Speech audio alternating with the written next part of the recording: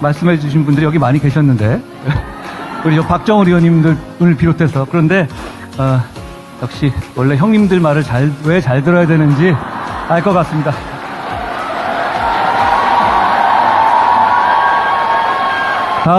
다음에는 더 큰 데서 해보죠. 제가 그 책에서 인생 내내 가져가게 된 생각이 있습니다. 매일같이 세수를 하고 면도를 하게 유리 조각으로 면도를 해야 하는 한이 있더라도 말이야. 그게 자네의 마지막 빵을 포기하는 것이 될지라도. 빅터 프랭클은 언제 가스실로 끌려갈지 모르는 그 지옥 같고 절망적인 상황 속에서도 세수하고 면도했던 사람이 오래 버텼고 살아남았다는 팩트를 전합니다. 절망적인 현실을 외면하지 않고 그럼에도 불구하고 일상을 지켜내려 노력한 사람이 결국 살아남고 승리한다는 생각. 절망과 후회가 내 삶을 잡아먹지 못하도록 우리는 단단해져야 합니다. 그 시작은 우리의 일상을 지키는 데서 출발합니다. 제가 결국 다 잘 될 것이라는 말을 굉장히 많이 쓰는데요. 이게 바로 저의 비관론적 낙관주의입니다. 저는 좋은 세상 만들기 위해서 살아갑니다. 정치를 하기 오래전부터 갖고 있었던 아주 오래된 생각입니다. 이건 저의 오래되고 아주 단단한 생각입니다. 그런 단단함 때문에 이쪽 저쪽에서 집중적으로 음해받는 입장에서 계엄저지, 영부인 문자 익십, 통일교 만남 거절 등 혹시라도 빌미가 될 수도 있었던 여러 가지 유혹적인 선택의 상황 속에서도 길을 잃지 않을 수 있었다고 생각합니다.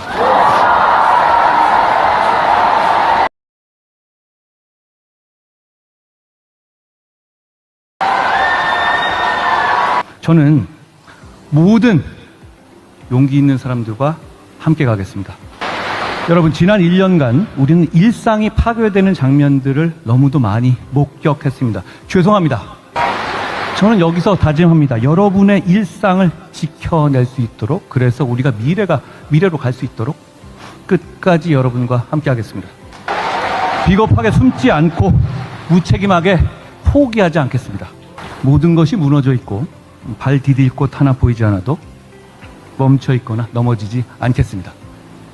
매일 똑같은 일상이지만 우리가 함께라면 모든 것이 달라질 겁니다. 함께 미래로 갑시다. 이제 뭉치고 말하고 행동합시다. 고맙습니다. 정말 많은 분들이 와주셨네요. 밖에 로비에도 그렇고요.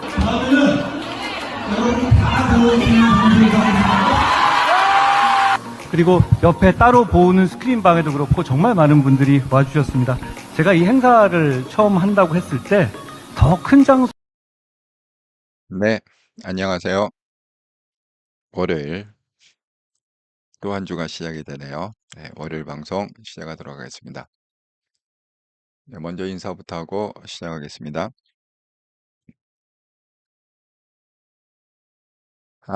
양희님, 안녕하세요. 한동훈님 사진 이쁜 걸로 하셔서 절로 미소가 지었네요.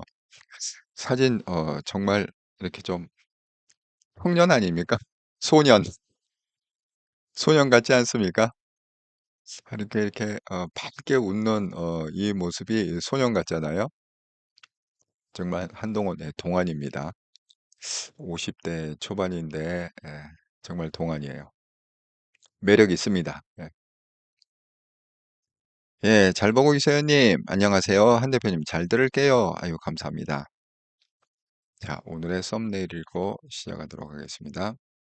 한통령 방송 26년 3월 16일 방송 트럼프, 한국, 일본, 중국 등 7개국의 군함 파견 요청했다. 윤석열의 꼬봉 대 이재명의 아첨. 조옥과 한동훈의 SNS 설전. 전 정말 개인적으로 부산 북구에서 빅매치가 한번 일어났으면 좋겠습니다. 조국 대 한동훈의 빅매치가 일어나면은 어떻게 될까요? 너무 궁금합니다. 어쨌든 간에 성사대기를 빅매치가 성내. 지금 조국은 쫄아갖고 자꾸 군산으로 도망가려고 그래. 예, 한동훈하고 맞붙으면은 혹시 지면은 완전 쪽팔린 거 아닙니까? 예, 정말 빅매치가 일어났으면 좋겠다. 제가 왜 이걸 이제 헤드라인으로 뽑았냐. 트럼프, 한국, 일본, 중국 등 7개국, 뭐 영국, 프랑스 뭐 등등 7개국에 군함 파견 요청했다. 호르무즈에 관련해 갖고.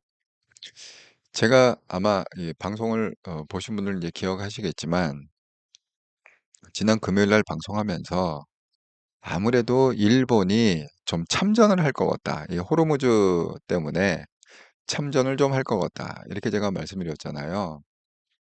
그랬는데 역시 더 트럼프는 트럼프다 생각이 듭니다. 예상을 안 깨고 왜냐하면 제가 그때 이유를 왜 해렸냐면 일단 이제 일본이 피해를 입었고 그 호르무즈 통과된 일본 선박이 공격을 받았잖아요. 그리고 두 번째 이유는 뭐라고요? 일본은 이 중동 석유의 거의 뭐 90% 이상 우리나라하고 비슷한 처지죠. 그렇기 때문에 호르무즈 해협이 문제가 생기면 일본의 경제에 바로 직격탄을 맞는다. 뭐 그런 거죠. 그다음에 이제 세 번째 이유는 뭐예요? 트럼프하고 일본 수상은 그냥 이름을 부르는 사이다. 연인처럼 이름. 그러니까 미국이 부탁을 하면 일본이 거절할 수 없는 상황이다. 그렇게 말씀드립니다. 그런데 트럼프 입장은 어떠냐? 전쟁을 2, 3개월 안에 끝내야 돼요. 지금 이제 3주 17일 정도 됐는데 어쨌든 간에 전쟁이 길어지면 안 됩니다.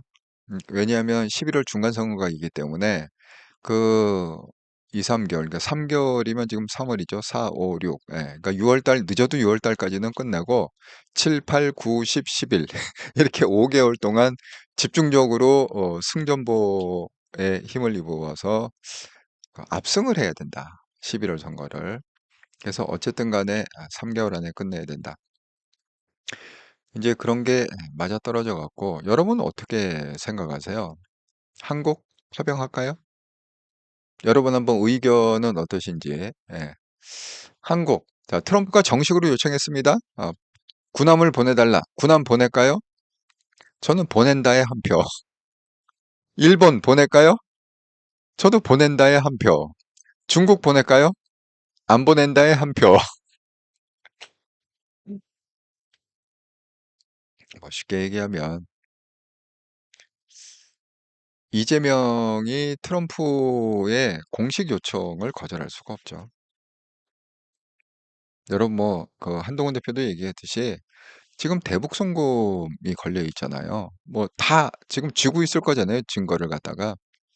아니 뭐 미국의 정보력이라는 게 세계 최강 아닙니까? 뭐 그 정도의 정보력은 다 아니 뭐 한국 국정원도 갖고 있을 텐데 미국의 무슨 CIA 뭐 이게 안 갖고 있을 리가 없죠. 그러니까 안 보내면 어떻게 트럼프 말을 안 들으면 어떻게 바로 대통령 내려와야 되는 거 아닙니까?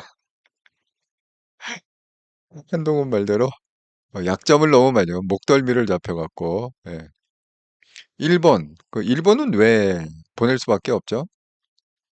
제가 얘기했잖아요. 일본하고 미국은 이게 하나예요. 예, 한 몸입니다. 한 몸. 그러니까 이제 한 몸이 좋을 때도 있는데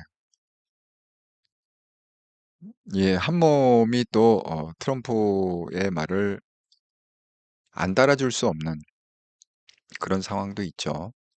어쨌든 일본 보낸다. 한국 보낸다. 중국 안 보낸다. 근데 이 중국은 안 보낼 거 알면서 이제 트럼프가 절묘한 수를 쓴 거죠. 역시 트럼프 비즈니스맨이다 생각이 듭니다.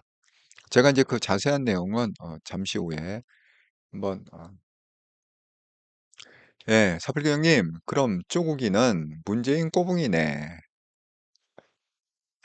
아니 근데 이게 윤석열 꼬붕이라는 게 말이 안 되는 게 아니 그래서 윤석열 시대에 한동훈이 힘을 쓰고 날렸으면은 꼬붕이죠. 근데 윤석열 때 가장 핍박받은 사람이 한동훈 아닙니까? 심지어는 계엄을 해서 한동훈을 죽이려고까지 하지 않았습니까? 예. 잡아와라, 고문실에 쳐넣어라. 그렇게까지 얘기하지 않았습니까? 그러니까 이게 뭐 윤석열 꼬붕이라는 거는 말이 안 된다. 예, 양희님, 일, 한 표. 예, 동의해 주셔서 감사합니다, 양희님. 자, 일단은 이제 그 이란 전쟁 얘기를 좀 하자면 이렇습니다. 그 제가 좋아하는 왜 김진 앵커가 제가 지난주에 이제 처음으로 방송을 했죠. 하르그 섬이라는 게 있다. 그 김진 앵커의 그 짤을 갖다가 인용해 갖고 말씀드렸습니다. 이 하르그 섬은 언제냐? 이란의 내륙으로부터 25km 정도 떨어져 있는 섬이다. 그런데 이란 원유의 90%를 여기서 수출을 한다. 송유관이 있어 갖고 90%를 근데 그거를 갖다가 과감하게 공격을 했습니다. 근데 이번에는 그 석유 시설은 공격을 안 했어요. 왜냐하면 이제 석유 시설을 잘못 건드리면 이제 세계적으로 배럴당 150달러가 된다고 그랬잖아요. 지금 이제 110달러 찍고서 지금 이제 내려왔습니다. 80 몇 달러 정도로 내려왔습니다. 근데 왜 필리핀은 국제 유가는 내려갔는데 필리핀은 지금 더블이 됐어요.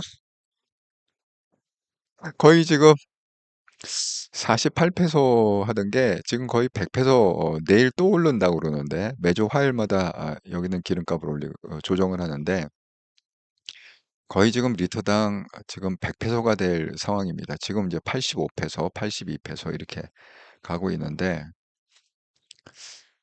어쨌든 간에 그래서 석유 시설은 건들지 않고 그냥 군사 시설만 폭격을 했습니다. 그런데 그 폭격을 하고 나서 트럼프가 한마디 했습니다. 하르그 섬 재미삼아 또 공격할 수 있다. 다음은 석유 시설? 이렇게 지금 언제든지 그냥 너희 숨통을 끊을 수 있다. 이렇게 트럼프가 항상 경고를 하고 있는 거죠. 그런데 이제 그 이거를 한번 그러니까 사실 이런 뉴스는요. 예서 뭐 방패받았나 미국이다, 뭐 전술핵 카드 만지작이다. 이거는 일종의 명분이지 무슨 지금 미국 입장에서 무슨 무기가 없어서 전쟁을 못한다. 이건 말이 안 되는 거거든.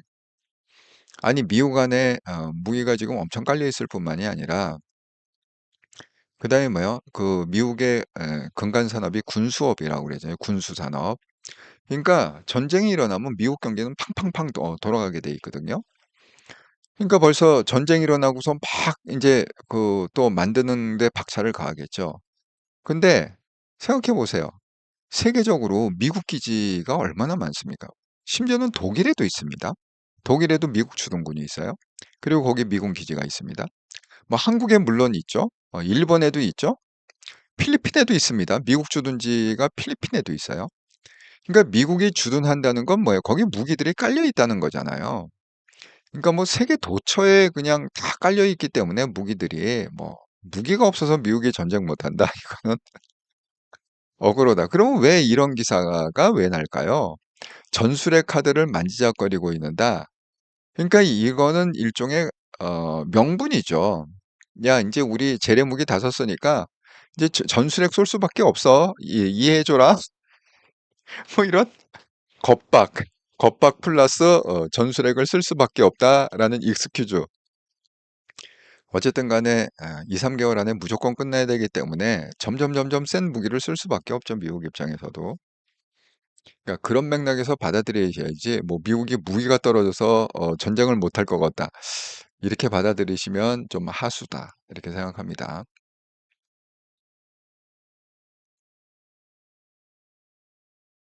자, 지금 이제 이게 큰 화두가 되고 있는데 트럼프가 7개국의 다국적군을 만들자. 그렇게 얘기했습니다. 지금 공개된 거는 한국, 일본, 중국, 프랑스, 영국 그리고 두 개국은 공개를 안 했어요. 여기서 몰라요. 언론도 모르면 플러스 2개국 그래갖고 지금 7개국의 연합 함대를 만들자. 그래서 호르무즈를 지키자. 지금 이렇게 제안을 했습니다. 그러니까 이거를 갖다가 이거 중국 말고는 안 따를 수가 없는 지금 입장이죠. 뭐 두 개국은 모르니까 뭐 하죠. 한국 제가 얘기했죠. 이재명의 명줄은 트럼프 가지고 있다. 대북 송금 사건. 그다음에 일본. 일본의 어떤 경제 관계나 뭐 여러 가지 관계를 봤을 때 항상 그 미국하고 한 몸이라고 봐야 되기 때문에 뭐 경제도 한 몸이고 정치도 한 몸이고 이렇게 봐야 되기 때문에 미국 대통령이 요구하면 안 들어줄, 더군다나 미국 대통령이 물른 대통령이 아니잖아요. 트럼프잖아요. 트럼프 말을 거역할 수가 없다. 그러니까 일본도 어쨌든 보낼 겁니다. 그리고 특히 제가 얘기했죠. 왜 일본에 자위대가 필요한, 그러니까 자위대라는 이름으로는 안 갈 거예요, 아마. 왜냐면 헌법에 자위대 이름으로 파병이 안 되기 때문에 아직은 헌법 개정을 안 했죠. 그러니까 그냥 옷만 갈아입고 갈 것 같아요. 자위대 사람들이 가긴 가는데 작업복만 갈아입고 그렇게 하고 갈 것 같습니다. 그 수중에 있는 질을 기뢰라고 그러죠. 기뢰 처리 기술이 가장 발달한 게 일본 자위대다. 그리고 그 처리함이 필요한데 그 처리함을 가장 많이 보유하고 있는 게 일본이다. 그러니까 일본은 어쨌든 참전할 수밖에 없다. 프랑스, 영국 뭐 마찬가지입니다. 그러니까 심지어는 이제 언론에서 지금 어디까지 얘기가 나왔느냐? 한국에서는 뭐 대조영함을 보낼 것 같고, 그러니까 참전한다는 전제하에, 그 다음에 일본에서는 뭐 아케보노 함을 갖다가 보낼 것 같고, 영국에서는 뭐 다이아몬드 함을 보낼 것 같다. 아예 그냥 군함까지 이렇게 정했습니다. 군함 이름까지 정해갖고 이렇게 보낼 것이다. 이렇게 지금 얘기하고 있습니다. 그러니까 어쨌든 트럼프 뜻대로 연합군이 형성이 될 거다. 이렇게 생각이 듭니다. 그러면 중국은 왜 요청을 했을까? 여기는 이제 그러니까 트럼프 대통령이 정치는 정말 잘하는 것 같아요. 뭐 비즈니스맨 내공이 있어서 그런지 모르지만, 자, 트럼프의 명분은 이겁니다. 중국을 고강도 압박하고 있다. 중국 호르무즈 통과 석유의 90%에 의존한다. 그러니까 수혜입은 국가는 당연히 도와야 된다. 이렇게 얘기하고 있습니다. 더군다나 이게 지금 시진핑하고 트럼프의 정상회담을 앞두고 있어요. 그리고 일본이 왜 거절을 못하느냐? 19일 날 일본 수상과 트럼프 대통령의 정상회담이 약속이 돼 있습니다. 그리고 이번에 한국은 어떤 거죠? 김민석 국무총리가 만나고 왔어요, 트럼프를. 그렇기 때문에 미리 얘기를 했겠죠. 김민석 총리한테 군함 보내라. 안 보내면은 대북 선고 말아 몰라. 뭐 그렇게 말을 했는지 모르겠지만 어쨌든 영한 편측자면 그런 거죠. 그러니까 한국은 무조건 보낸다. 그러면 중국은 안 보내죠. 근데 트럼프가 몰랐을까요? 알죠. 그러니까 중국은 보낼 이유가 없어요. 왜냐하면 이란하고 중국은 적국이 아니라 친구예요. 그러니까 제가 말씀드린 대로 중국은 이란의 석유를 갖다가 아주 헐값에 도리를 쳐서, 그러니까 이란 수출 물량의 80%를 중국이 지금 수입을 하고 있습니다. 근데 그 가격은 정말 후려쳐서 그냥 싼 가격에 그렇게 공급받고 있습니다. 그러니까 중국은 이란을 적대시할 이유가 없죠. 이 연합군에 낄 이유가 없죠. 그리고 또 중국이 낄 이유가 없는 이유는 명확한 게, 지금 전쟁이 17일 동안 전쟁을 하고 있다고 그랬잖아요. 이 전쟁 중에도 아까 제가 말씀드린 여기를 통해서 하르그 섬, 이 하르그 섬을 통해서 계속 원유를 공급받고 있는 게 중국입니다. 그러니까 중국은 뭐 한국처럼 뭐 기름값이 올라가거나 일본처럼 뭐 위협을 받거나 이런 게 아니에요. 중국은 그냥 이란 선박에 의해서 그냥 뭐 중국 선박에 의해서 원유를 계속 지금 전쟁 중에도 그냥 계속 아무 탈 없이 실어 나르고 있어요. 그러니까 잘 쓰고 있습니다, 중국은. 그러니까 그거를 갖다가 굳이 뭐 군함을 보내갖고 이란하고 싸울 이유가 없죠. 그걸 갖다 트럼프가 모를까요? 알죠. 알매도 불구하고 왜 굳이 중국한테 군함을 보내라, 연합군을 만들자 이렇게 했을까요? 이거는 완전히 그 중국 고립 정책이죠. 중국은 거절할 것 뻔히 알아요. 자, 그럼 뭡니까? 호르무즈를 통해 석유 90%를 의존하는데 참석을 안 했다? 그 명분이 뭐냐? 중국은 이란하고 친하기 때문에 지금도 계속 아무 탈 없이 이란의 석유를 갖다가 호르무즈 해협을 통해서 중국에 수입을 하고 있다. 이런 중국을 갖다가 어떻게 세계의 리더 국가로 인정할 수 있느냐? 뭐 이런 논리가 아니겠습니까? 그러니까 중국을 갖다가 미국의 정책은 항상 거죠. 중국이 커지면 세계에 재앙이 온다. 이렇게 생각하고 있지 않습니까? 미국은. 그러니까 중국을 철저히 고립을 시키고 확장을 막아야 된다. 어쨌든 뭐 보세요. 이제 3년 안에 중국은 여기저기 빵빵 터진 게 중국이 종이호랑이, 종이용이라는 거를 증명을 할 거다. 3년 안에. 중국은 지금 내부적으로 완전 거덜이 나 있을 수도 있습니다. 예. 자, 그래서 어쨌든 간에 뭐 경고 메시지는 했어요. 기억해 둘 것이다. 만약에 여기 참석 안 한다? 그러면 내가 잘 기억해 둘게. 약간 겁박을 하면서 어쨌든 군함 보내라 이런 거죠. 중국 제외하고는 다 보낼 것 같습니다. 제 느낌에. 지금 이런 상황이다. 예. 잘 보고 있어요. 저도요. 한 표. 예. 보낸다의 한 표. 유 병사님, 예, 한동훈 대통령. 아이고 감사합니다.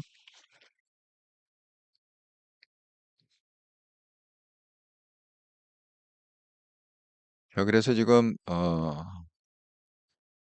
어쨌든 트럼프는 3달 안에 빨리 전쟁을 끝내야 돼요. 그러려면 이런 식으로 나라들을 연합해 갖고 그렇게 해갖고 같이 싸우는 게 가장 명분이 있고 가장 빠른 방법이다. 이렇게 생각합니다. 지금 여기 그 뉴스에서도 나오듯이 이게 정말 CNN 발로다가 계속 지금 이게 나오고 있는데 전 사실 CNN 인용하는 거에 대해서 좋아하지 않습니다. 여기 보면 중국 위안화 거래하는 유서선 제한적으로 통행 허용 겁니다. 이게 무슨 얘기냐? 이 통화를 갖다가 달러가 아닌 위안화를 갖다가 만들겠다. 그게 중국이 선언을 했잖아요. 그리고 지금 석유 결제를 갖다가 달러로 결제하는 게 아니라 위안화로 결제. 이거 사우디도 똑같습니다. 사우디에서도 중국하고 거래하면서 사우디가 돈을 달러를 받는 게 아니라 위안화로 받아요. 아마 이란도 그런 것 같습니다. 그러니까 위안화 결제국이죠. 유조선에 대해서 어쨌든 간에 통과. 그리고 뭐 인도 선박, 그 튀르키예 소속 뭐 통과시켰다 어쨌다. 그래서 여기 나오는 게 이제 그거잖아요. 달러 패권은 전쟁 자금 확보. 이거는 뭡니까? 계속 지금 팔고 있다는 거예요. 중국한테는 계속 팔고 있다.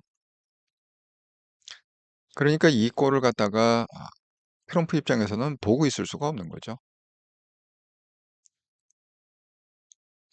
어쨌간에 이제 결론이 나리라 생각합니다. 중국하고의 그것도 결론이 나리라 이렇게 생각이 듭니다.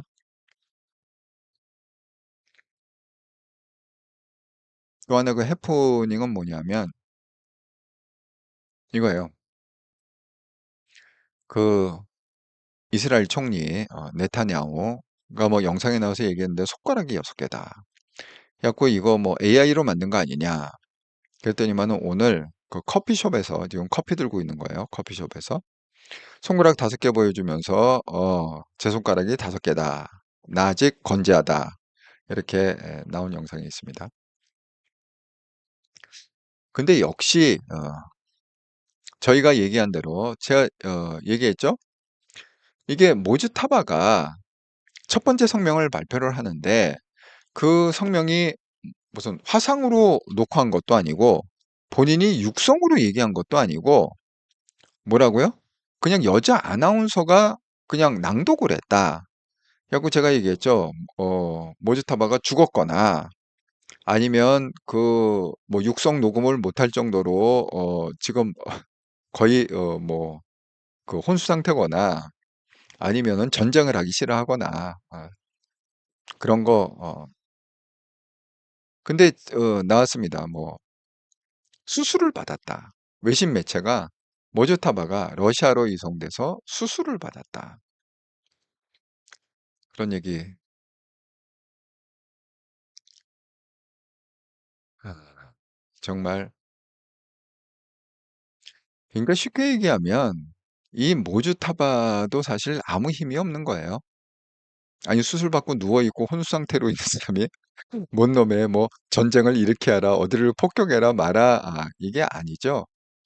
그러니까 제가 방송한 대로 지금 실질적인 전쟁은 그 혁명 수비대의 실권자들이 실질적인 정쟁을 수행하고 그 원고를 갖다 누가 썼느냐 모주타바가 쓴 게 아니라 그냥 혁명 세력의 실세들이 원고를 써갖고 아나운서 읽고 그다음에 이게 누구 뜻이냐 모주타바 성명이다 이렇게 그냥 갖다 붙인 거죠. 모주타바는 아마 자기가 무슨 얘기를 했는지도 모를 거예요. 아니 혼 상태에 있고 수술 받는 사람이 뭐 뭘 어떻게 알아요 내용을. 그러니까 참 속인 거죠. 속인 게 뭐 그렇게 금방 나타나지 않겠습니까? 자, 그래서 어쨌든 간에 전쟁은 2, 3개월 안에 끝난다. 제가 이렇게 조심스럽게 예측을 하겠습니다. 2, 3개월 안에 끝난다. 그리고 미국의 압승으로 끝나고 결국은 뭐예요? 7개국이 같이 중국 빼고 6개국이 같이 참석을 하면 전쟁이 빨리 끝날 수 있다. 이렇게 생각합니다. 그러니까 확실히 트럼프가 정치는 정말 기가 막히게 잘하는 것 같아요. 참 잘한다. 그러니까 빼박 정치를 하고 있다. 자, 일단 이제 국힘 얘기를 갖다 좀 하자면 그렇습니다. 이정현이 이제 이틀 만에 돌아왔다고 그랬어요. 사표 던지고 갔더니만 그다음에 이제 오늘 계속 나오는 게요. 정권, 공천 정권을 받았다. 그러니까 약간 쇼하는 것 같아요. 이정현이 그만둔 이유가 오세훈 때문이라고 그랬잖아요. 열받았고 사퇴 냈다. 이런 거예요. 스토리를 갖다 이제 나온 스토리를 종합하자면 이정현이 왜 사표를 냈느냐? 이정현하고 장동혁이 만났대요. 형님, 어쨌든 간에 이번에 공간 요정 맡아주십시오. 그랬더니 나 말고 세 사람을 추천했다고 그럽니다. 결국 그 세 사람 보다는 그래도 형님이 맡아주셔야 됩니다. 그랬더니 이정현이 이렇게 제안을 했대. 그러면 나한테 정권을 다오. 그래서 그럼 당연히 정권을 드리죠. 그래서 야상 입고 나타난 거예요. 군복 있죠? 군복 겉잠바를 야상이라고 그럽니다. 이건 멋있게 야상 입고 딱 나타났는데 아니 정권은 주기는 계속 이게 안 먹히네.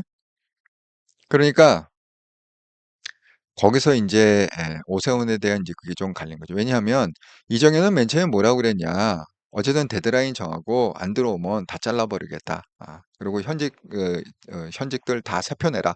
뭐 이런 식으로 굉장히 말도 안 되는 얘기를 갖다가 많이 했습니다. 강공이죠. 그런데 그거를 갖다가 데드라인 지난 다음에 그 뭐야 장동혁 지도부가 아니 한 번 더 연장을 해줘야 되는 거 아니에요? 그러니까 이제 압박에 의해서 이정현이 한 번 더 연장을 해줬어요. 이틀을 연장했는데 오세훈이 또 두 번째도 연장했는데 등록 안 했어요. 그러니까 열받아가 그냥 던진 거예요. 사퇴 내고 이틀 잠적하다가 드디어 이제 컴백했습니다. 어제 컴백을 하고 오늘 기사 보니까 그럼 이제 또 다시 다짐을 받았겠죠. 장동혁, 너 다시 나를 갖다 시키려면 공천 정권을 줘. 아무 소리 하지 마. 지도부는 아무 소리 하지 마. 내가 다 알아서 할게. 지금 그런 거 아니겠어요? 그렇게 해갖고 이제 공청 정권을 쥔 이정현 이렇게 타이틀이 나온 거예요. 그 맥락에서 자 컴백을 해갖고 상고초려에서 모셔왔는데 조건이 뭐였느냐? 공천 정권을 줬다. 오세훈을 압박하고 있다. 참여해줬으면 하는 분이 불참해서 아루 이재력으로 제재 추가 접수. 그러니까 이제 3차죠. 만약에 2차에도 안 했어. 3차에도 만약에 안 한다. 그러면 이제는 뭐 근데 이거를 보고 지금 패널들은 그 아나운서가 물어봅니다. 앵커가 물어봐요. 3차에는 오세훈이 등록을 할까요? 이렇게 물어봐요. 왜냐하면 이게 내일이 마감이에요. 오늘 3차 접수 공고 16일 달력 보시죠. 16일 3차 접수 공고하고 화요일 내일이 마감이야 일단. 그리고 그러면 이제 이 공천에 등록한 사람을 갖다가 20일 이번 금요일 날 면접을 보는 그런 스케줄이란 말이에요. 여러분 한번 여쭤보겠습니다. 오세훈이 내일 접수를 할까요? 안 할까요? 어떻게 생각하세요? 지금 그 뭐야 그 뭐 패널로 나오신 분들은 종편에 오세훈이 이번에는 반드시 접수한다 이렇게 접수하고 그 다음에 개혁을 요구한다. 뭐 당에 납득할 만한 조치가 우선이다. 장동혁 이선수의 요구는 오해다. 뭐 사실 이게 이제 그거죠. 한번 물러선 거죠. 오세훈도. 원래 오세훈이 이게 특기 아닙니까? 왔다 갔다. 그러니까 이렇게 한 편이라는 거야. 제가 딱 보니까 영상에 딱 이 세트가 나와 갖고 캡처를 했는데 제가 얘기했죠. 오세훈하고 지금 권성대, 권영세 그리고 조은희 이렇게 한 팀이다. 지금 국힘에서. 그러니까 권영세, 조은희가 초안을 만들어서 그렇게 해서 장동혁을 만났다. 결국 그걸 갖고 장동혁이 소주 미팅을 했다. 그리고 뭐야 장동혁이 발표를 했다. 이거 아니에요? 여기 뭐 저륜을 서원하고 뭐 어쩌고 저쩌고 뭐 한동훈 복당은 빼고 한동훈 복당은 또 오세훈하고 조은희가 결상전해 갖고 막았다는 거잖아요. 자, 이제 요렇게 한 팀이라는 거야. 요게 이제 오세훈 팝니다. 쉽게 해서. 요게 플러스 조은희 이렇게 들어가는 거죠. 그리고 이준석, 오세훈, 권영세, 조은희 이렇게 들어가는 거예요. 여러분 오세훈이 접수할까요? 내일 마감인데 그럼 내일은 접수할까요? 3차 접수? 저는 이거 접수 안 할 것 같아요. 여러분은 어떻게 생각하시는지 모르겠습니다만 저는 접수 안 할 것 같아요. 왜 접수를 안 하느냐? 오세훈이 접수를 할 거면 진작 했겠죠. 이게 접수한다는 건 경선을 한다는 거잖아요. 경선을 갖다가 처음부터 할 생각이었으면 진작 했겠죠. 그런데 제가 말씀드린 대로 경선에 들어가면 오세훈은 이길 수가 없어요.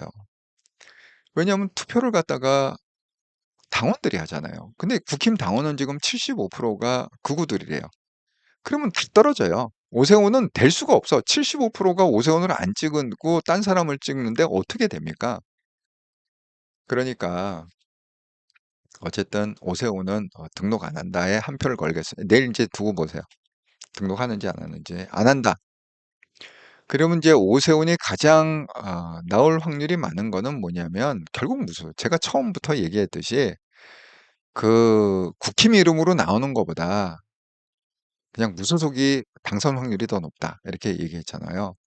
그래서 지금 많은 출마자들이 지금 탈당을 하고 있다. 국힘을 탈당하고 있다. 출마할 사람들이.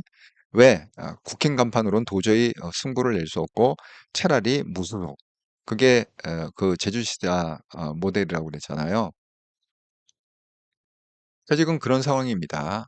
그래서 어쨌든 간에 오세훈은 등록 안 할 것 같다. 그런 생각이 들어요. 아, 아이고, 예, 육천생 감독님. 안녕하세요. 잘 되겠습니다. 다들 반갑습니다. 사표 형님 안 한다. 저도 안 한다에 한 표.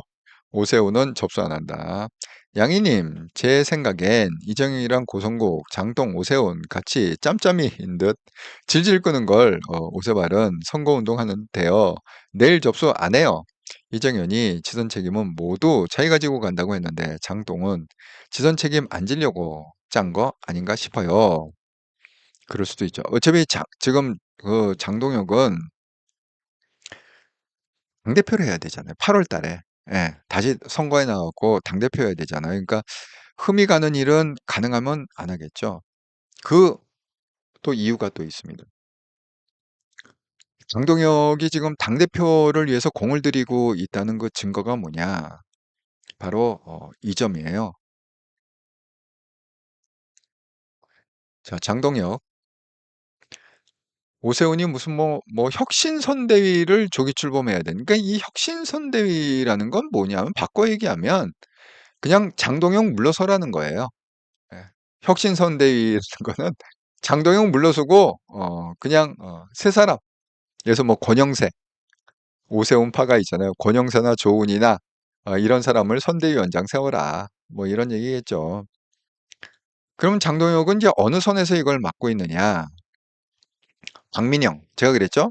미디어 대변인 박민영을 갖다가 재임명하는 건 보류를 시켰다. 그러니까 이거 하나 갖고 그냥 땡치려고 하는 거예요. 그리고 윤민호 위원장의 사퇴, 이거는 거부를 했다. 그러니까 유임을 시켰다.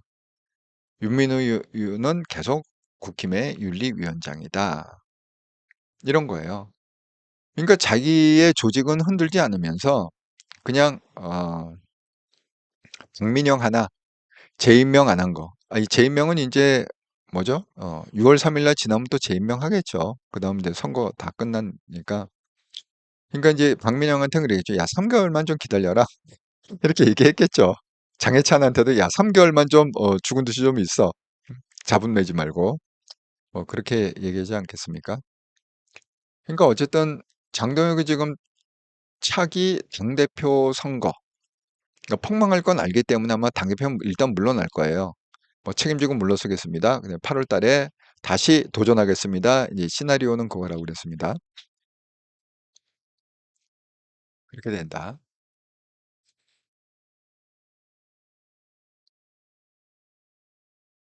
삼백경님, 박상수 변호사가 오 시장 주변 사람이 그러는데 무소속 출마, 그래요. 예, 제가 보기에도 무소속 출마할 것 같습니다. 잘 보고 있어요, 님. 서울시장 떨어지면 쪽팔리니까 안 하겠지요. 아니, 서울시장은 떨어질 것 같은데, 왜냐하면 지금 이 무소속으로 해도 안 나오면 정말 확실하게 집에 돌아가야 돼요. 왜냐하면 경선에서는 이길 수 없고, 그다음에 뭐예요? 이번에 서울시장에 나간다 하더라도 무조건 안 된, 서울시장은 이번에는 민주당 쪽에서 무조건 되는 거 아닙니까? 분위기가. 그러니까 그렇다고 해서 그러면 오세훈이 차기 당대표 해갖고 하느냐. 아니, 어쨌든 당원의 75%가 구가 장악하고 있으니까 그것도 불가능하죠. 그러니까 그나마 마지막으로 해볼 게, 집에 가기 전에 마지막으로 해볼 게 뭐냐? 서울시장에 그냥 무소속으로 출마하는 거. 이게 가장 가능성이 높다. 그래서 이제 마지막으로 그거 한번 하고 그냥 집에 가겠다. 뭐 이런 생각하고 있는 거죠. 예, 육선생 한동훈님, 대구 한 대표 출마 못하게 주호영 컷오프하고 이진숙 건의 투 공천하려는데 위원들이 반발하니 그것을 무마시키려고 짜고 치는 고스톱으로 셀프 사퇴, 정권을 준 재추대 식으로 어줍지 않은 코스프레들이라고 하더라고요. 어정쩡하게 김종인 비대위원장 코스프레, 지들이 뭔 김종인급이나 되느냐, 속아 웃겠다. 일리 있는 말씀, 제가 요거 잠깐 설명할게요. 이따가 김영희님, 박상수에게 오세모 주변 사람들이 한동훈이 개항에 출마해야 한다고 말했다고 함. 그냥 죽어라, 가서 죽어라, 그냥 개항에 가서 죽어라. 어처구니가 없는 얘기라고 생각합니다.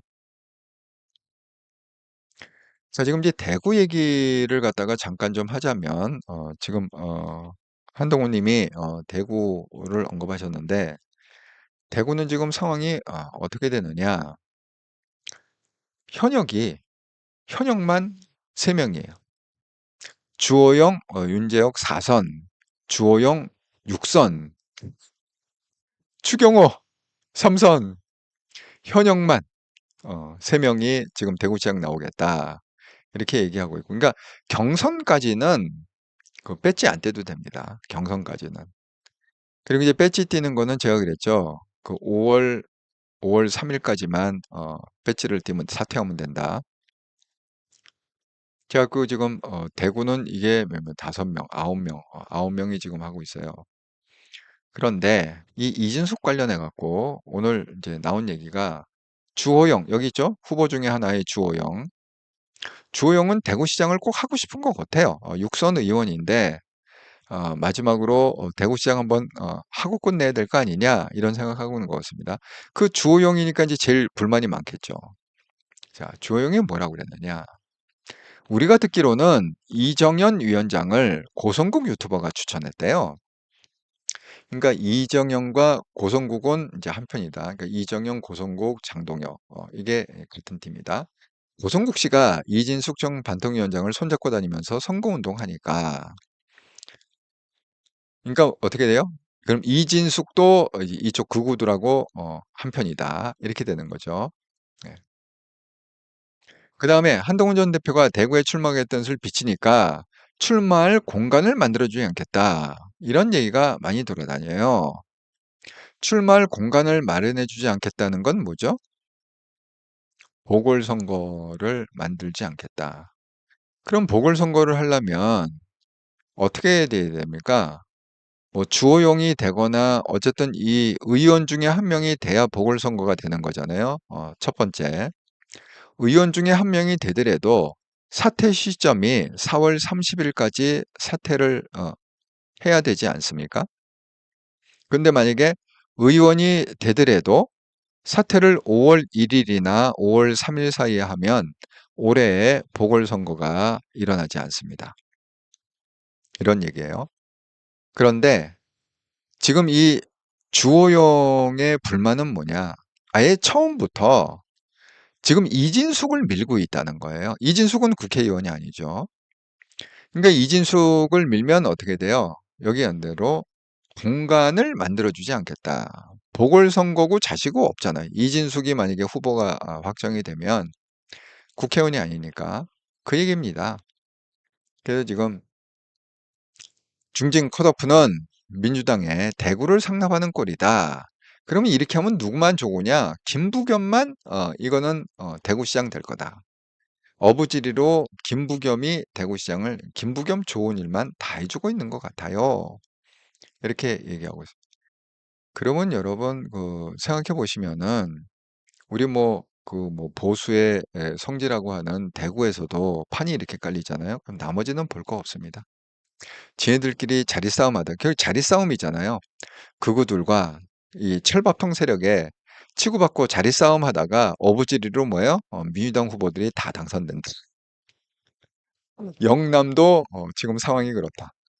철밥통 세력과 그구들의 싸움으로 어부지리로 민주당 후보들이 다 당선된다. 뭐 서울이나 뭐 다른 지역은 뭐 충청도, 강원 뭐 말할 것도 없이 다 민주당이 되겠죠. 지금 그런 상황입니다. 그래서 이 위두훈이에 올라온 글 보면 이진숙과 고성국이 동성로, 대구의 아주 유명한 거리죠. 동성로.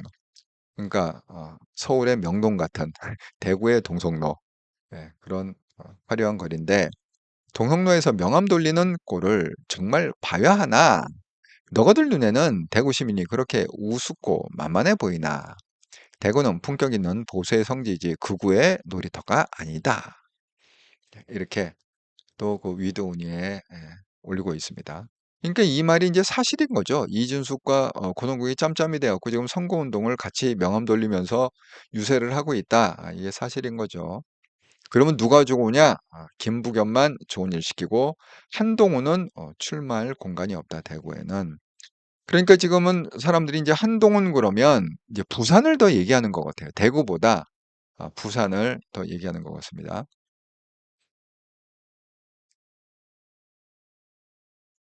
육천생 감독님, 오세훈도 짜고 치는 놈입니다. 저는 최악으로 오세훈 등록하고 경선에서 극우 유튜버 짜고 오세훈을 경선 당선시키고 마치 국짐지형이 정상적인 것으로 위장한다. 최악의 시나리오입니다. 그리고 떨어지고 당권 도전하나 극우 본색으로 떨어진다. 어쨌든 나오든 안 나오든 오씨도 끝입니다. 어쨌든 오씨 얼마 전까지 윤 꼴통과 윤 어게인 같이 가야 한다고. 아니, 그게 정말 기가 막힌 전략인데, 오세훈이 경선 등록하고, 그거 유튜버가 오세훈을 적극 밀어갖고 경선에 단nhập 시킨다. 그거, 신박한, 전략이기는 한데요. 지금 구구 수준이 그 수준이 아니에요. 그래서 구구가 제갈량 수준이면은 지금 육칠현생 감독님 말씀대로 전략적으로 오세훈을 갖다가 경선 당시였고 봐라 이 국힘이 뭔 놈의 구구냐 오세훈을 갖다가 뽑지 않았느냐 이렇게 하고 홍보용으로 페이크를 갖다가 쓸 수 있는 제갈공명이 없다. 근데 그 정도 똑똑하면 지금 국힘이 그렇게 쫄딱 망했겠습니까? 그냥 오로지 자기 욕심, 자기 권력, 자기 패권, 거기에 지금 빠져 있는 게 극우들과 철밥통 세력이다. 이렇게 말씀드립니다.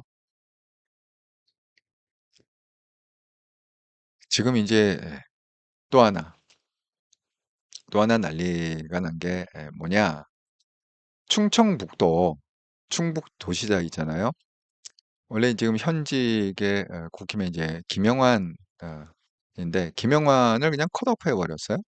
정권을 받았대잖아, 이정현이. 컴백한 다음에 정권 받은 첫 칼을 갖다가 휘둘렀는데 그 휘두른 거에 김영환이 목이 날아간 거야.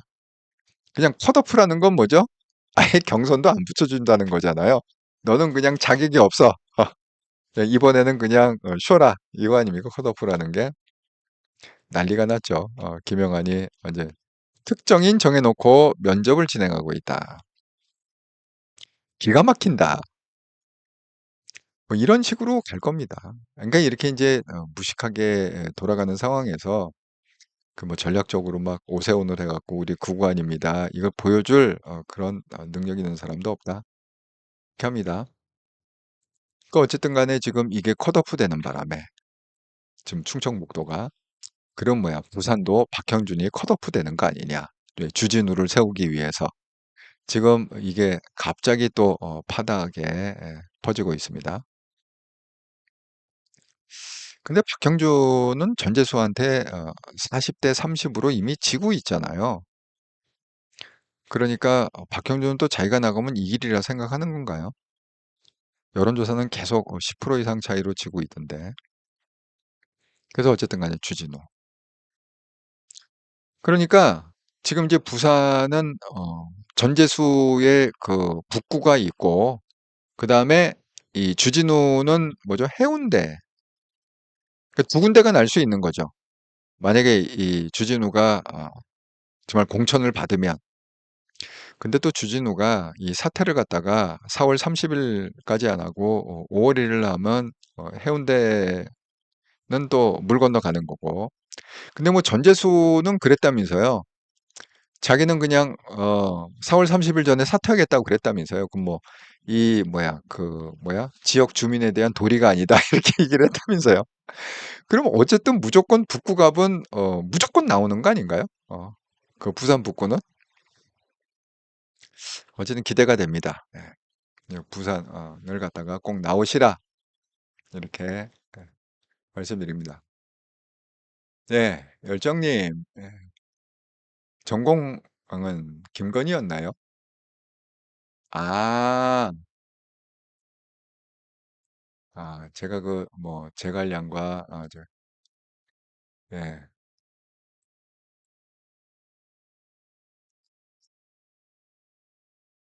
저는 그거를 갖다가 한동훈이라고 생각을 했는데 한동훈하고 엄청 틀어졌잖아요. 예, 엄청 틀어졌습니다. 예, 사필경이 그러니까 이제 결론적으로는 우리가 생각했던 그 전략을 갖다가 윤석열 옆에서 전략을 짜준 거는 그 김건희 쪽 사람들, 김건희 쪽 사람들이라는 건 뭐 거기 도인도 있고 뭐 건진법사도 있고 뭐 기타 등등 그다음에 뭐죠?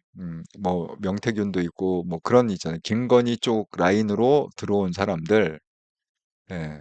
결국은 꼴이 이제 그렇게 됐네요. 그런 도인들의 그 모임이 결국은 그렇게 됐네요. 캡사 그룹이 됐네요. 예, 사필경님 해운대갑, 예, 주진우 해운대갑, 이영숙님 주호영이 탈당하고 무소속으로 나오고 주영 자리를 한 대표가 나오고 주영과 한 대표가 손잡고 선거하면 어떨까요? 아니 그렇게 되면은 좋죠.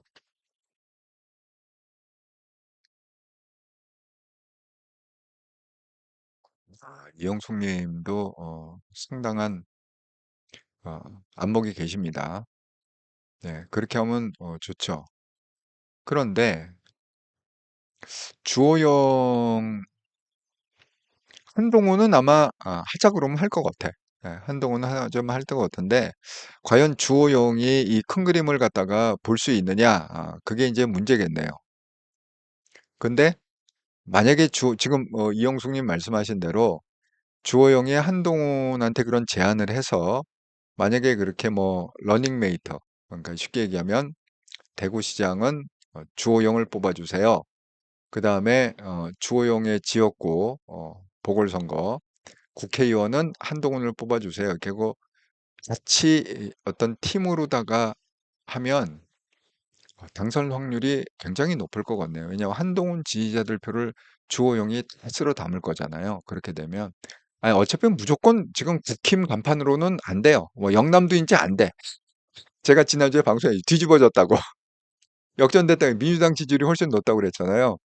그러니까 지금 영남도 국힘 깃발 갖고는 안 돼요. 정말 묘수네요. 이렇게 한번 붙어보면 가능성이 있다 생각이 듭니다. 사불경님, 해운대보다 부산 북구가 명분이 있고 윤석님 말, 그렇죠. 부산 북구. 아니 근데 해운대는 주진우가 만약에 당선이 되더라도 주진우는 4월 30일 전에 사퇴 안 할 거거든요. 5월 1일 날 할 거. 주진우가 또 어떤 주진우입니까? 예? 윤석열의 절친 아니겠습니까? 그리고 지금 만약에 주진우가 된다 그러면 아까 지금 말씀드린 대로 지금 이런 식으로 될 수밖에 없잖아요. 박형준을 갖다 컷오프 시키고 무식하게 공관위원장이 컷오프 시키고 주진우를 단수공천하는 지금 이런 안으로 갈 수밖에 없잖아요. 이렇게까지 하는데 예를 들어서 한동훈을 지금 어떻게든지 여기 보시면 출마할 공간을 만들어주지 않겠다는 게 이제 극우의 뜻 아닙니까? 근데 주진우가 만약에 이렇게 해갖고 부산시장 후보가 됐는데 주진우가 그 한동훈의 길을 열어준다? 4월 30일 전에 해갖고 그럼 이게 앞뒤가 안 맞잖아요. 그러니까 어쨌든 주진우가 되더라도 해운대 갑은 보궐선거가 이루어지지 않는다 이렇게 보시는 게 맞습니다. 그러니까 지금 옵션은 두 개인데 대구로 나가느냐 아니면 아까 전재수 부산 북구로 가느냐 결국 둘 중에 하나입니다. 지금 상황으로 보면은 부산 북구가 훨씬 가능성이 높은 거예요. 대구보다는. 왜냐하면 대구에서는 지금 이런 상황에서 지금 이렇게 막 주호영이 대놓고 언론에다가 떠드는 이 상황에서 과연 이 이진숙을 막을 수 있을까요? 그러니까 국힘 그 극우들이 전략적으로 지금 이진숙을 밀고 있는데 이걸 막을 수 있을까요? 제가 이거 왜 그러냐면 제가 그 SNS에서 본 그 서치인데요. 지금 이진숙하고 그 여기 보면 이제 김부겸 나오잖아요. 이진숙이 압도적으로 이기는 그런 여론조사를 봤습니다. 물론 이제 걔네들이 돌린 거겠지만 그런 식으로 지금 분위기를 막 만들어가는 상황에서 그 사이를 갖다가 주호영이 여기 당선이 된다? 공천이 된다? 이거 좀 어려울 것 같습니다. 그러니까 주호영이 지금 방방 떠는 게 그거 아닙니까? 이미 물 건너간 것처럼 보이니까 마치 이제 대구시장 후보로 그냥 이진숙이 공천받을 것 같으니까 지금 이 나머지 사람들이 지금 난리가 난 거 아니겠어요? 그렇습니다. 근데 왜 안 될 줄 알면서 이렇게 들노래를 쓸까요? 이력서에 한 줄 쓰려고? 유영아, 이력서에 보면은 뭐야, 대구시장 후보, 대구시장 후보 이거 이력서에다가 한 줄 쓰려고 그런지 모르겠지만 조금 이해가 안 간다.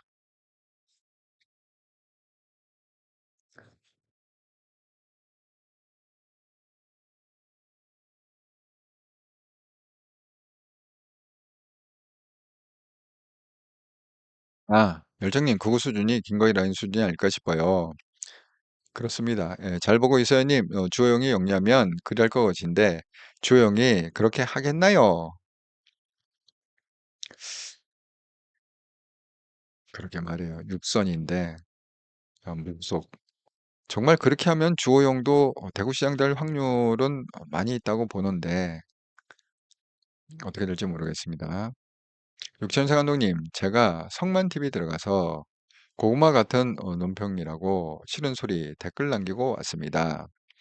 변두리, 그고들이 실질적으로 공당인 명목상 제1야당 국짐을 실질적으로 장악 성공했는데 국짐이야 쪼그라들든 말든지 정세명 걸고 절대 당권 놓을 리 없는 게 뻔한데 그게 그거 본색인데 지선 폭망에도 변치 않을 것이라고 언제까지 고구마 삶을 거냐고 고구마 100개 먹고 물 못 마신 그런 느낌이죠. 그렇습니다. 근데 이 사람들은 이 방향이 일로 이제 완전히 휠이 꽂혀갖고 이게 좀 바뀌지가 않는 것 같아요. 한동훈 대표가 틀지 않는 이상 좀 힘들 것 같아요. 아이고, 아직도 57분이 보고 계셨는데 구독 한 번씩 꼭 눌러주시면 감사하겠습니다. 예. 구독자가 지금 14,000명을 뚫지를 못하고 있어요. 적등미 그렇게 하면 그구들이 주호영 제명할 듯.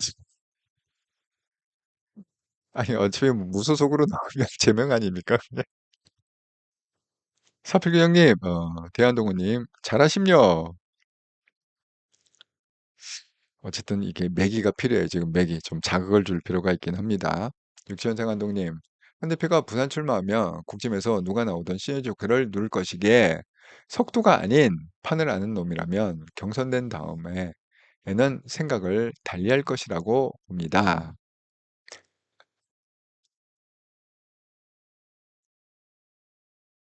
여러분, 이 부산 출마가, 저도 정말 굉장히 관심이 많은데, 한동훈의 마음이 부산에 있을까요?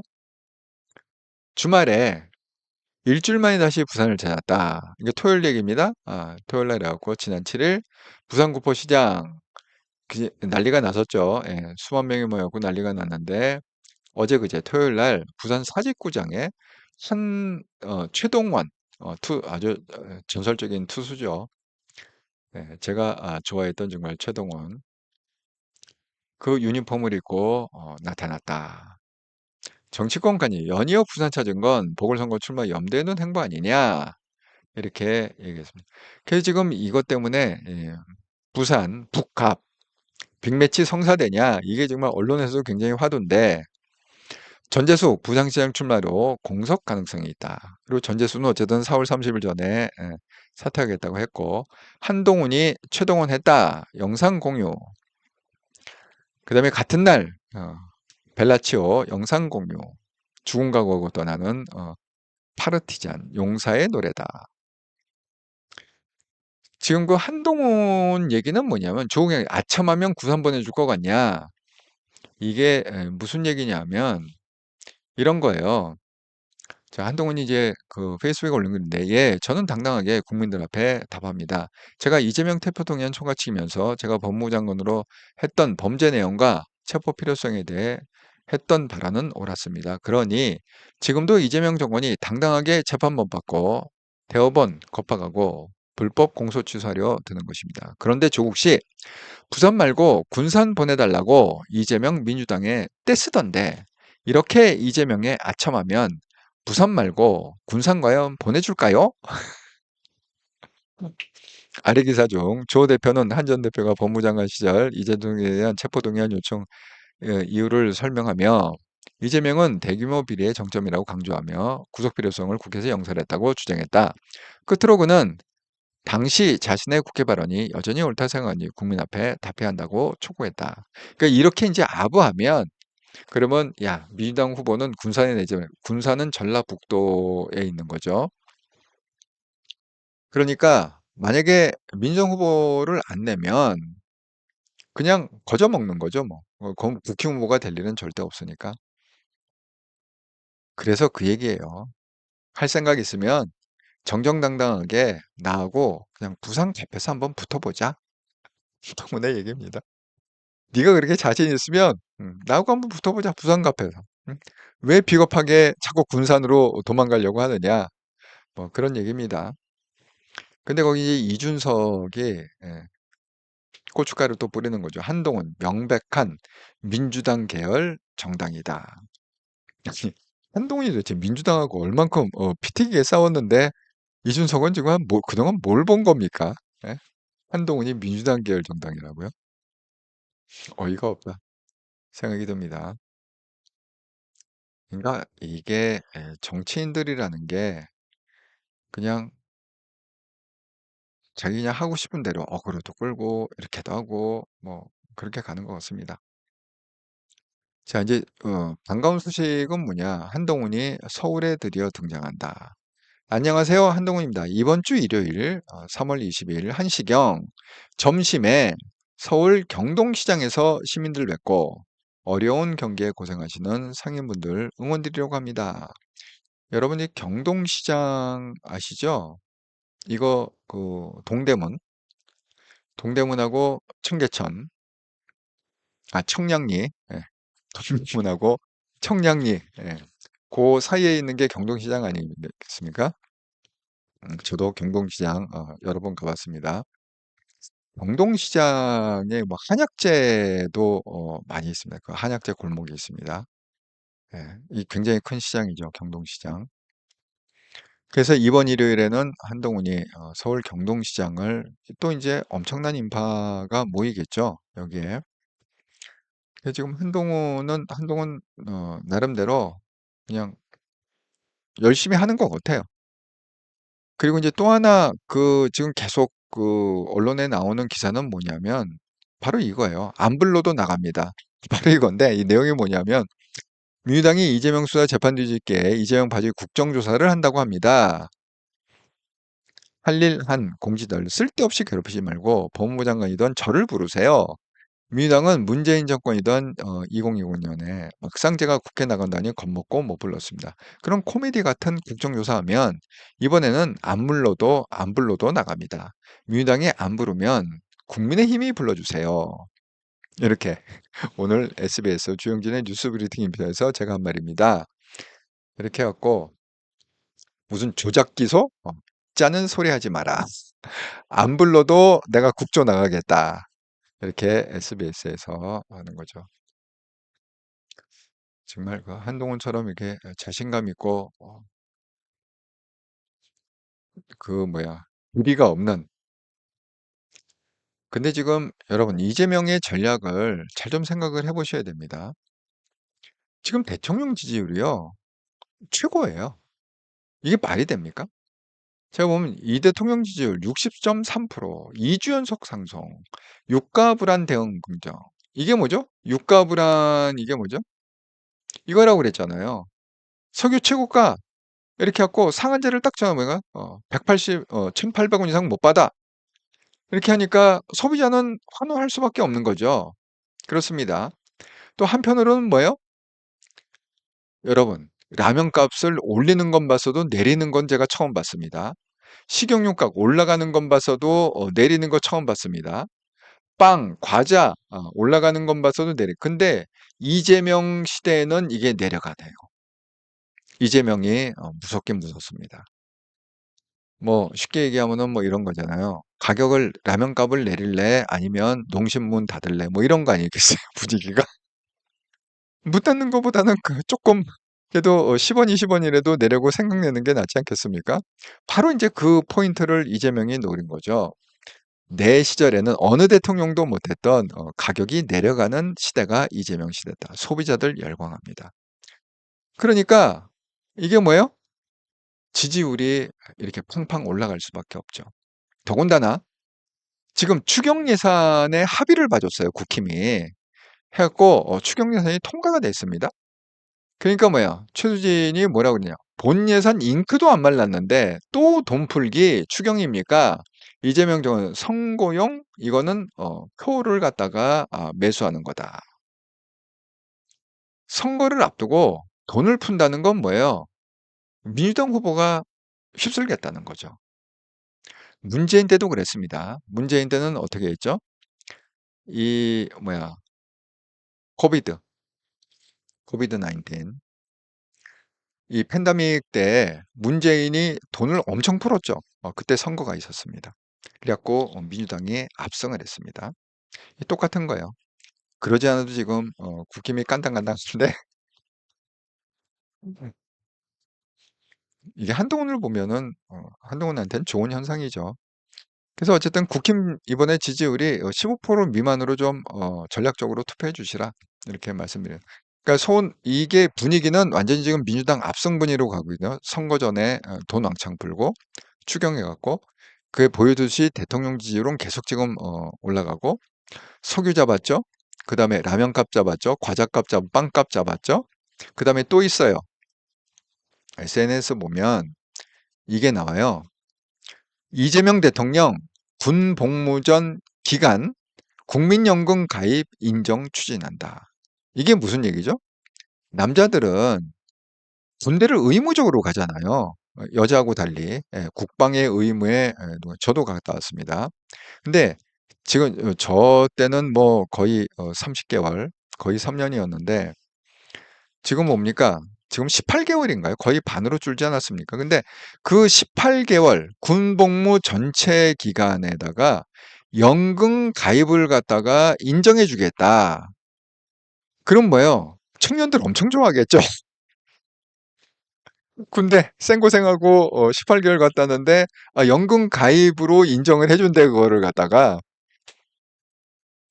이러니까 이게 지지율이 안 올라갈 수가 없어요 지금 국민들 입장에서는 이재명이 주식으로 돈도 벌어줘 이재명이 빵값 내려줘 라면값 내려줘 그다음에 뭐예요? 또 연금 가입도 거의 2년 18개월 1년 반 1년 반 또 해줘 또 석유 기름값도 잡아줘 지지율이 안 올라갈래야 안 올라갈 수 없다. 이렇게 되면 어떻게 됩니까? 이번에 지방선거는 보나마나 민주당이 전국을 휩쓴다. 그러니까 여러분도 협조를 좀 하시라. 민주당을 위해서가 아니라 한동훈을 위해서 국힘이 이번에 아작이 나야 된다. 이렇게 말씀드립니다. 예. 아이고, 이게 뭐 김어준 얘기는 그냥 시간이 너무 많이 가갖고 벌써 1시간 10분이 돼버렸네요.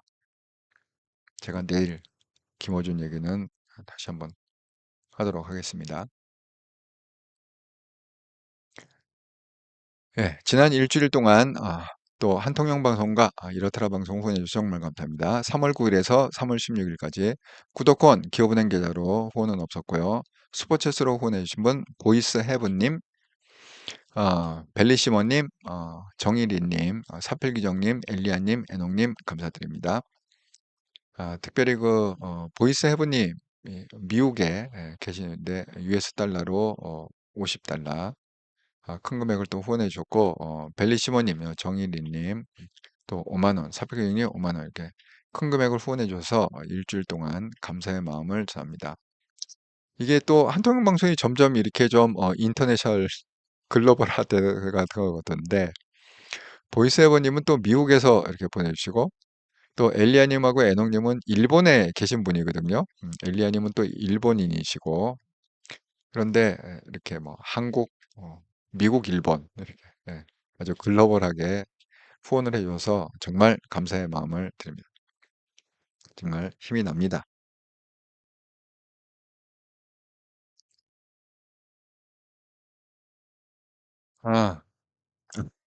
아, 경동시장 잘 아시는군요. 그렇군요. 예.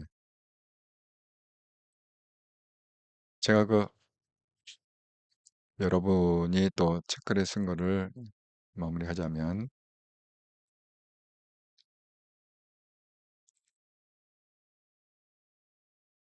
예. 양희님, 한동훈님 선하게 하고 오셨네요. 예. 사백교육님, 제기동요. 제기동에 약재 그 시장이 있던가요? 예. 예, 열정태민님, 한동훈 대표가 개혁신당, 민주당 계열이라고 하니 반대로 이야기하네요. 예. 잘 보고 있어요님. 제기동에 약정 골목이 있어요. 예, 더블당아 귓구멍 뚫렸지 들었냐? 사백규 형님. 예, 경동시장 나도 가고 싶다. 잘 보고 있어요님. 예, 사백규 형님 안 불러도 가신다. 양희님, 이재명 집 팔렸는지 갑자기 얘기가 없어졌어요. 풀렸, 풀린 것 같은데요? 아니, 근데 제가 기사를 언뜻 보니까 이재명 집이 팔렸는데 산 사람을 보니까 이렇더라. 산 사람이 그냥 보통 사람이 산 게 아니라 뭔가 좀 관련이 있는 사람이 산 것. 예, 한번 아시는 분이 있으면은 댓글로 한번 써주시기 바랍니다. 잘 보고 있어님 지시 대글박은 지금 정말 잘 돌아가. 음. 내 집 팔렸대요? 네. 정확히 아시는 분 있으면 좀 올려주세요. 네, 열정님, 감사합니다. 네. 아이고, 이렇게 월요일 첫 시작인데도 많은 분들이 와주셔서 정말 감사드리고요. 또 좋은 책글을 많이 써주셔서 정말 감사드립니다. 또 여러분 덕분에 이렇게 또 풍성한 방송을 할 수 있어서 정말 감사드립니다. 저는 역시 또 내일 화요일에도 변함없이 7시 30분 한통령 정기 방송에서 뵙도록 하겠습니다. 감사합니다.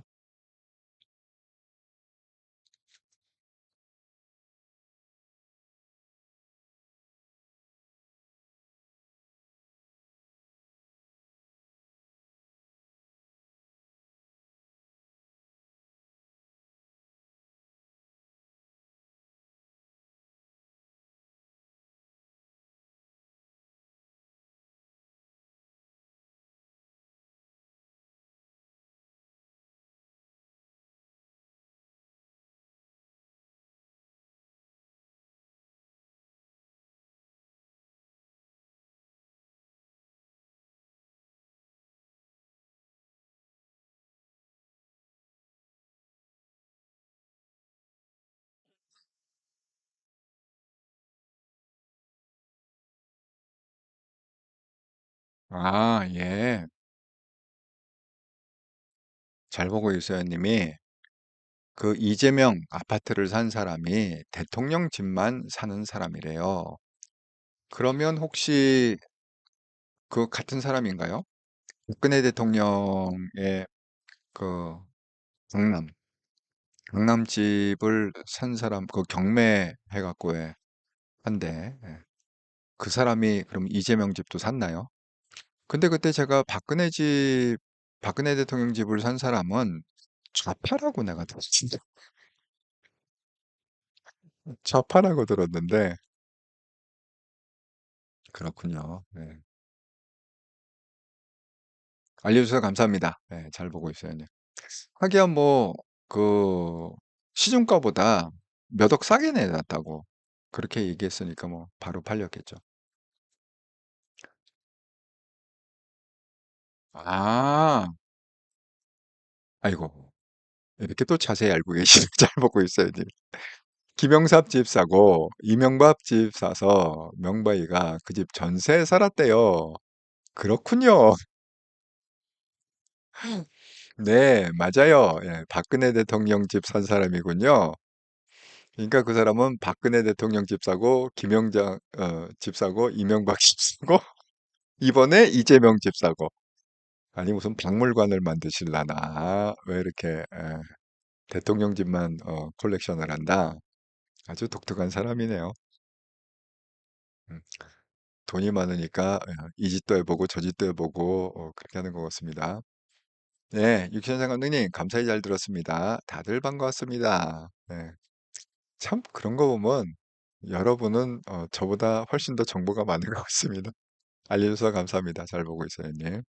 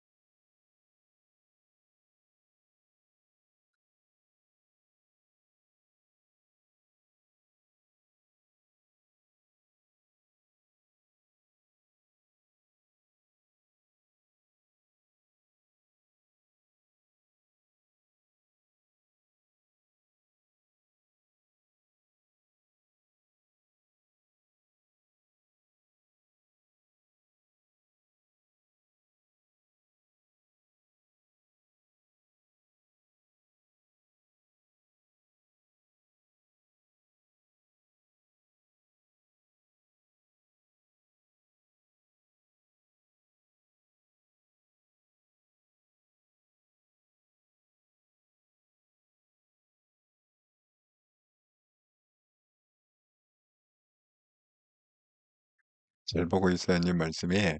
40억 얹어서 준다고 다시 팔라 해도 안 팔았대요. 그러니까 목적이 중요한 게 돈이 아니라 돈은 뭐 있을 만큼 있으니까 그러니까 콜렉션인 것 같습니다. 대통령 집에 역대 대통령 집의 콜렉션 아주 그 독특한 네, 아주 독특한 취미네요, 그분은. 대통령 집을 수집을 한다. 네, 잘 보고 있어요. 대표님, 오늘 하루도 수고하셨어요. 편히 쉬세요. 아유, 감사합니다. 네, 잘 보고 있어요, 님도. 행복한 저녁 시간 되시기 바랍니다. 모든 님들 편한 밤을 되세요.